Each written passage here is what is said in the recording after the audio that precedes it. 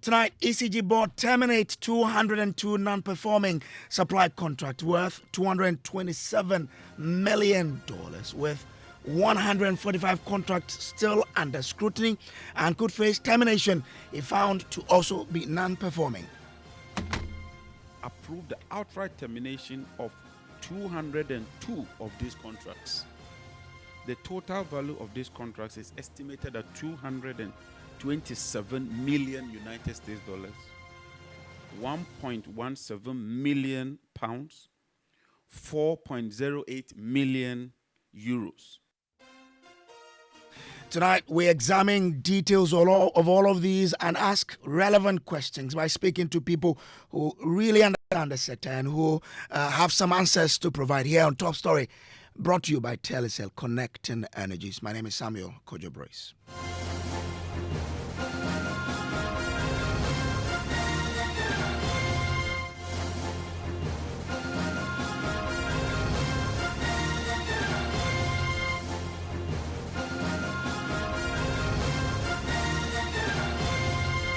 Well, tonight, Energy Minister John Jinapong has confirmed the termination of 202 non-performing contracts by the board of ECG, amounting to some $227 million, along with additional amount in pounds and euros.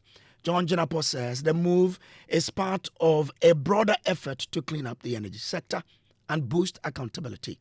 He added that his ministry has also introduced performance targets across management levels and recently rolled out a new billing system called Zeus to replace the previous flawed setup. According to the sector minister, ECG has now restored all commercial operations and improved its billing process. If you compare this year to last year in terms of expenditure, we're spending about 30% or 40% of what was spent in 2024 when it comes to procurement. And we are achieving better results with value for money and ensuring that we adhere to strict procurement procedures and processes. And I'm very happy that we are bringing about all this efficiency in the sector, because the gains we make would be transferred to the ordinary consumer. I can assure you that we are not going to witness the kind of procurements we witnessed over the years. And as minister, I take full responsibility to ensure that they adhere strictly to some of these measures. So far, 347 supply contracts that have failed to deliver goods within the specific areas are up for review. The goods in these containers were not part of the materials locked up at the ports. These are new containers coming up following procurements that were undertaken previously. They are yet to be delivered. The ECG board has approved the outright termination of 202 of these contracts. The total value of these contracts is estimated at 227 million United States dollars, 1.17 million pounds, 4.08 million euros. The remainder of the 145 contracts are being subjected to additional strict scrutiny and may be terminated depending on the findings. We are determined to ensure that we clean the sector. Well, John Jinapong also indicated that his ministry is currently reviewing 145 energy sector contracts that remain under strict scrutiny. After terminating 202 non-performing deals, this remaining contracts are being assessed for their value and impact and could be cancelled based on the outcome of the review process that this is undergoing. Listen to the Energy Minister again. We are not out of the woods in its entirety, but at least we are seeing significant progress. And if we continue on this trajectory, I'm confident that this sector will see real improvement. Under the instructions of His Excellency the President, I've been directed to review the cash waterfall mechanism allocation to increase efficiency, transparency, and equity in its operations. We are making some additional savings, and we want to ensure that those savings are applied in a judicious and efficient manner to bring about overall efficiency in the sector. I'm happy to note that as a result of these policy interventions, ECG's monthly revenues is witnessing some significant increase. This increase represents about 47.3% increment as compared to same period last year. And so as you can see, we're seeing some real significant increase in revenues. But because of the huge challenges and the debt that we encountered, we need to pursue additional policy measures to ensure that we put the power sector on an even keel.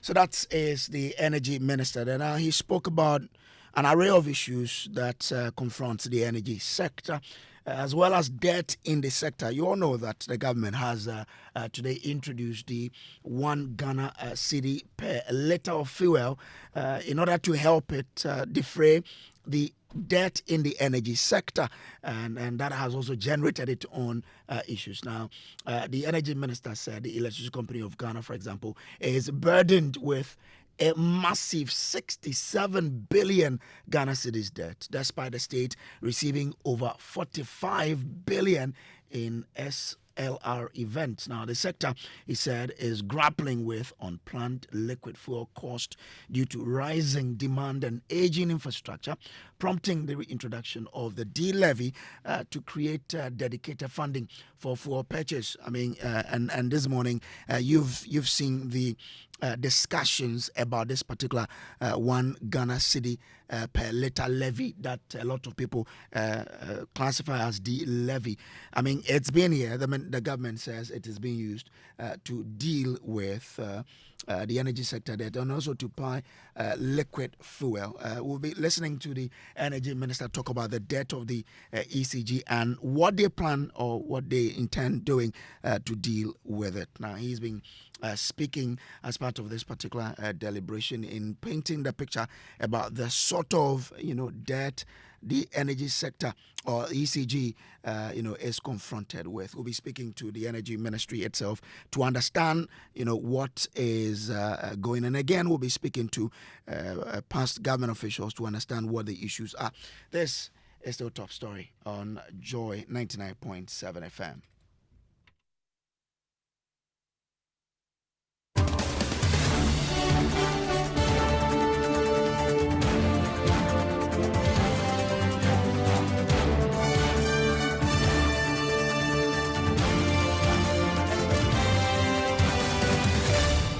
All right, this is still Top Story brought to you by Telecel Connect and Energies.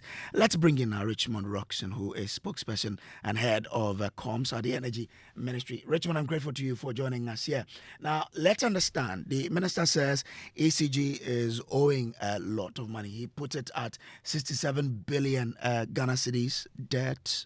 Tell us more about it. Good evening, Brace, and thank you for the opportunity. Yes.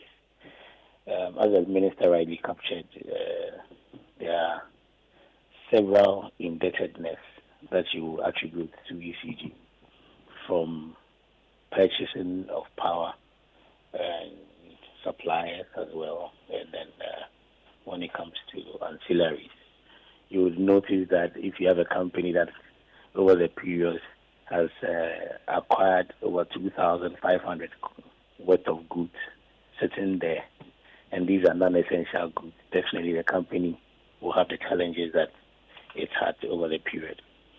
What the ministry has done through the leadership of the minister is to rationalize some of these things and then ensure that some of the causes of ECG's indebtedness are dealt with. So what are the main causes or contributors to this debt? As I mentioned, one, they owe suppliers. If you have over 2,500 containers sitting there and you keep purchasing non-essential goods, definitely you're going to owe. So they purchase cables, they're not using, they purchase materials, they're not using. Some till 2050, in fact, from 15 years from now, even if they use them judiciously, they'll still have excess inventory. So these are some of the procurement practices that have brought us where we are. Now, he talks about some 347 supply contracts that have failed to deliver goods with specific areas up for review. Now, how long have these containers been in town and what do they contain? Oh, these are not containers. Like Minister said, these are separate from the goods and equipment that have been sitting there. So these are entirely new goods. The ECG awarded contractors to these suppliers or these service providers, and upon review by ECG and its board, it was realized that either they didn't deliver on time, or they delivered substandard goods. And a decision has been made by ECG and its board to terminate these agreements in accordance with the terms of the contract. And when you terminate, what happens? Of course, once you go through the legal process and there's a breach. In fact, let me just take you back. Every contract will have obligations or terms. You look at your terms and your covenants. If there's a breach, you look at the consequences of the breach. One of the options available is termination. So if you have a contract with someone, the person does not perform the obligation he or she has, you have the option of terminating. If you terminate the contract in accordance with the terms and conditions of the contract, definitely you are safe.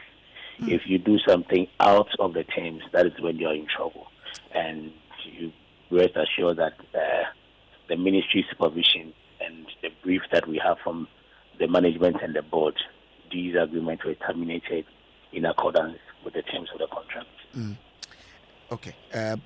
Stay with me. Let me bring in Collins Adumakun. He is Deputy Ranking on Parliament's Energy Committee. He is a former Deputy Minister of Energy. Mr. Adumakun, I'm grateful to you for joining us here. Now, why was ECG giving out contract to purchase items that, according to the ministry, you already had in stock? Why was that? What management style was that? So that would be a difficult question for me to answer. I did not manage it. I got to the ministry, I think, about 6 months to the end of our term. And so it will be a very difficult question for me to answer why ECG signed certain contracts. But I listened to the minister, and the reasons for the termination are non-performance. And as my friend Roxanne said, every contract comes with obligations. And once one party to the contract fails to meet some aspect of its obligation, I think the other party has the right to terminate on the basis of the terms of the contract. So I don't have any problem at all if the board and management of ECG, after reviewing contracts that have been signed, come to the conclusion that because of non-performance, they are terminating the contract. That is well within their rights to do so on the basis of the terms of the contract. But and as I said previously, any efforts or reforms within ECG that to make it more efficient, we as a minority, we don't intend to be a disruptive minority. We intend to support the minister to achieve his aim. But during your time as a deputy minister, I'm sure you came across some of these issues at ECG where they were still giving out contract for people to import items that they already had in stock. The difficulty is that, and I'm sure Roxanne can tell you, we don't need to manage ECG. ECG contracts do not come to the ministry for approval. They go through, we have a board, and they go through their processes. It's as and when they exceed a certain level that they might probably come to the ministry for a discussion. But whilst I was there, personally, within the 6 months that I was there, this particular issue did not come to my attention personally. But I'm saying that the practice has been that we don't see the ministry micromanaging the ECG. But if procurement breaches occurred and the new government has identified those procurement breaches, I think they are well in their right to help correct it. And as a minority, as I said, we are prepared to support them in that regard. So if you say you are prepared to support, do you have any intention to intervene in this? To play any role to get this matter resolved? Why should we intervene? No, if two parties go into a contract, one fails to perform a certain obligation under the contract, one party to the contract decides to trigger a remedial clause under the contract, why do you want the minority to intervene? If we are doing so in accordance with the terms of the contract, they are well within their right. Okay, what I intended to ask was, would you intend dragging the ministry to understand the details of this? Because it's quite staggering if you listen to the details. No, that shouldn't be a problem. I mean, Parliament has the right to call the minister for further details. That shouldn't be a problem. You can trigger by a question or by inviting the minister. And let me say that anytime we have extended that invitation to the minister, he has always honored the invitation. And so that shouldn't be a problem. With your experience as a deputy minister, now as a deputy ranking on Parliament's Energy Committee, you understand the challenges in the sector. One of them is ECG. How do we make ECG efficient going forward? I have always argued that there's a need to bring in a private player. I'm not for privatization, but I'm for private participation. And if you recall, the manifesto of the NPP also indicated that if we had won power, we would have gone further to bring in a private player, at least at the retail end of the ECG's operations. This morning, listening to the minister, I heard him say that PDS in itself was not a bad idea. I think it was confronted with some challenges. So if you want to bring in a private player to help improve the efficiency of ECG, I'm all for it, my brother. I'm all for it. ECG, of course, over the years has been one of the challenging agencies under the Energy Ministry because they deal directly with the consumer. Of course, they have their own issues. I mean, we met ECG, and I'm sure Roxanne can confirm, one of the major challenges ECG was having has to do with exchange rates. I mean, as you know, they purchase in dollars and they sell in cedis. So anytime the exchange rate, a CD is depreciating, there's a problem. So I'm happy that we are seeing some gains within the exchange rate situation. I'm hopeful that ECG's next balance sheet should have a reflection of this exchange losses that we used to have, or a reduction of it. And so I'm all for it. Any measures that is geared towards making ECG more efficient. I'm happy that the minister reported that the cash water flow mechanism is improving, and that the amount of money they are collecting into the cash water flow mechanism has inched up significantly. That has a direct effect on the commercial loss. What it means that they are collecting more. That is good news. So all the efforts that they are putting in place, that is pushing them to have that kind of increase in revenue to be sustained. And as I said, as a minority, we'll do everything to support that process. But if you look at the challenges that we've had with the ECG over the years, as you say, you were not micromanaging ECG, but do you think it's time we consider that so that the ministry could have some, better oversight of the company to save it from, taking on all of these debts that we have to spend years to then defray? Well, I think I'm not for micromanagement, but situations can arise where new strategies may be adopted. I don't think the minister has to go to ECG every day to check on operational matters or to check on what has happened. Maybe a rigorous reporting line may be instituted so that at the end of every week or every 2 weeks, we have management briefing the minister on progress of work done so far. That I can suggest, but I don't think that it's proper for the minister to have to, as it were, micromanage ECG. Do stay with me. Let me bring in Richard Roxon again, Richmond Roxon. Rich, I mean, you said you've rolled out a new billing system called Zeus. How does it address the failures of the previous system? And, I mean, has it already shown some measurable improvement in revenue collection? Because that is one of the challenges confronting the ECG. Let me start from where Honorable Collins ended. The truth of the matter is that, yes, no one is interested in micromanaging ECG. and the current energy minister has consistently made that point to them. He's even told the board that he is not interested in their day-to-day management. As a government, his role as a ministry is for policy direction. But we must also not lose sight of the fact that the ministry is the direct supervisor of ECG. And as such, it is important that you put in measures to ensure that some of these practices we've seen in the past do not happen. In fact, the minister has made a number of directives since he assumed office. One of the directives that the minister made to ECG and its management is to ensure that non-essential goods are not procured, so that what we've seen in the past where you have several containers come up does not exist anymore. Another policy direction that the minister has asked ECG is that moving forward, the FOB type of contract will not work.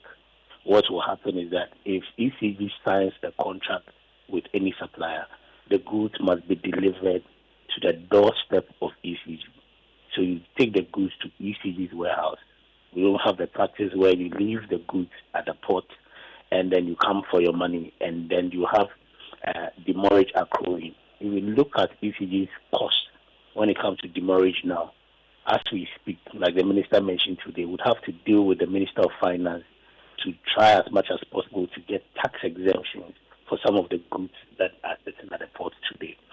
And all these could have been done previously to ensure that the problems that ECG is facing today does not compound or does not get to this level. Another thing the minister has done is that the ministry is not interested in how ECG awards contract or its procurement processes once you are going in accordance with law. But every quarter, furnish the ministry with your procurement and what has been done so that the ministry can keep tabs on the things that ECG is procuring, whether they are procuring non-essential goods, whether they are procuring equipment that they don't need. The minister will be able to check that. For example, you can't have over 2,500 containers sitting there and you don't have a single meter in any of those containers. You cannot have over 2,500 containers sitting and then you don't have a single transformer in all these containers. Yet you have things that you don't need, but everyday items that you would need as an institution, you have none available. And all these things go back to the supervision of the ministry. And to clarify what Honorable also said, the minister's point today was that the NDC as a government has not been against introduction of PSP or private sector participation in ECG. The government's policy is that it will not sell ECG. That is out. And that has been the position of His Excellency John Dramani Mahama and the current energy minister when he was deputy power minister in 2015. And you will recall that the process that led to the selection of PDS started at a time under the Compact 2, where the U.S., through MEDA, gave some money to the government of Ghana, about $500 million United States dollars. Unfortunately, when they came to government, like the minister said, because of selfishness and greed, all the terms that they have put in place to ensure that you have credible companies across the world that had expressed interest in ECG come and assist with it, they changed those rules. Eventually, they insisted. Most of these companies pulled out, and you had just 2 companies left. There were 3. If you say they insisted, what do you mean? No, they changed the rules. As I said, the guidelines for these processes were there. You can go back to the Compact 2. But didn't they do that together with the MCC? You said didn't they do that together? With the agency that was responsible for that No, particular it was being managed by MEDA in Ghana. Mm-hmm. At the end of the day, what the government did was to change the rules and the guidelines, which led to a lot of credible companies leaving. Eventually, they were left with 3 companies. The government took BXC out. It was left with 2, and then they awarded to the Meraldo Consortium, which gave birth to PDS. And you would all recall the audio where people were sharing or they were discussing shareholding and then trying to keep more. And that is what the minister has said, that approach will not be used. This will be transparent. You will ensure that the original processes that commenced in 2015, that will be done. You have concessionaires. It's encouraging Ghanaians to come in so that at the end of the day, you have ECG improve its billing and collection. Okay. Now, as you say, ECG was procuring items that, the company did not need. Is there any consideration for some heads to roll then, if they were buying items that they didn't need, just adding on to the debt the company was incurring? The truth of the matter is that investigations have been ongoing. The ministry referred this matter to NIB, Yoko, and also the police service. Work has been ongoing. I know very for sure that the former MD's caution statement has been taken already, together with some staff. Some senior staff were asked to step aside some time back.